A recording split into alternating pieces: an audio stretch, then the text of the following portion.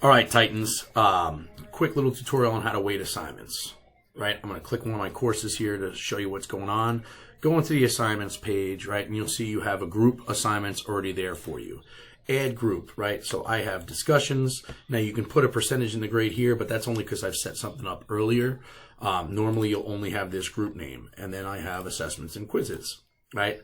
Now what I do in my own class is I usually break them differently, and you're like, wait a second, it only has 0 and 0%. So I go to the 3 buttons and assignment group weights, and here it is. Discussions are 20% because they're going to be like my homework assignments, and my assessments and quizzes are going to be worth 50%.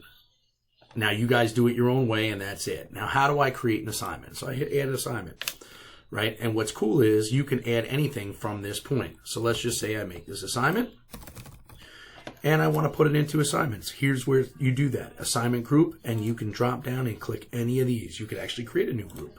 So that's pretty cool. You hit save. Oh, excuse me. I have to pick what I want to do. Text entry, and I hit save. And if I go back into the home page for assignments, there it is, right? Say I want to make a discussion. Now you can make it here, but I would recommend you do something different. You can do the same thing with quizzes or discussions, and I'm just going to show discussions for now. You hit add new discussion, and again, I'm just going to type something quick just for the sake of doing it, right?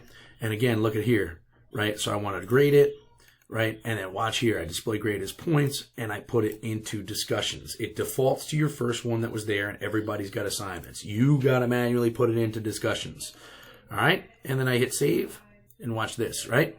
Now that I've made this, I'm going to go back into that assignments page, and there it is. It pops up right here, so you can see everything in an all-in-one-stop shop. Hope this helps. Email me if you need anything. Good luck, guys. Bye.